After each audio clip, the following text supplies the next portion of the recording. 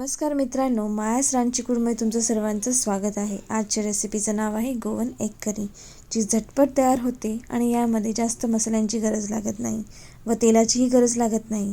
त्यासाठी लागणारे साहित्य पाहूयात। 2 उभे चिरलेले कांदे, 1 इंच आलं, 10 ते 12 लसूणीची पाकळी, 1 टेबलस्पून गरम मसाला, हाफ टेबलस्पून पेक्षा पण हाफ हळद पावडर, 1 कप खोबरं किसलेलं, आणखी 2 बारीक चिरलेले कांदे, 1 टेबलस्पून आलं लसणाची पेस्ट, 4 पाकळी कोकम किंवा बारीक चिंचेचा गोळा। त्यानंतर एका तोपात अंडी उकळत ठेवायची आहे। दुसऱ्या गॅसवर कढई ठेवून त्यात 1 टेबलस्पून तेल टाकायचं आहे। त्या तेलात लसूण व आलं चांगलं फ्राय करून घ्यायचं आहे। त्याच तेलात कांदा चांगला फ्राय होईपर्यंत थांबायचा आहे। त्यात कांदा फ्राय झाल्यानंतर खोबरं टाकायचं आहे। तेही चांगलं फ्राय होईपर्यंत आणि फळफळीत आणि ब्राऊन होईपर्यंत थांबायचं आहे। ते खोबरं ताटात नंतर 5 मिनिटांसाठी काढून ठेवायचं आहे।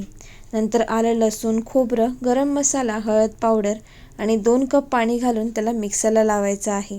तुम्ही बघू शकता त्याची चांगली स्मूथ पेस्ट होऊन तयार होते, जी दिसायलाच एकदम टेस्टी दिसते। त्यानंतर दुसऱ्या गॅसवर पॅन ठेवायचा आहे। त्यामध्ये 2 चिरलेले कांदे घालायचे आहेत। त्यानंतर त्याच्यामध्ये आले लसणाची पेस्ट घालायची आहे। त्यानंतर त्याच्यामध्ये मिक्सरला लावलेली पेस्ट घालायची आहे आणि त्याला चांगलीच उकळी येईपर्यंत थांबायची आहे। उकळी आला की ते शिजलं असं माहीत होतं।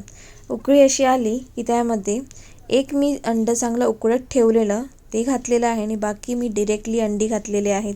तुम्ही बघू शकता, तुम्हाला सेपरेट उकडायची गरज नाही। अशी जरी उकळत टाकली तर अंड्याच्या करीला अजून चांगला टेस्ट येते आणि ती मस्तच लागते। तर नक्की ट्राय करून पहा। अशाने टेस्टी करी रेडी आहे।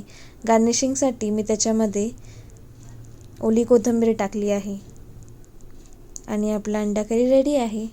Like, share, subscribe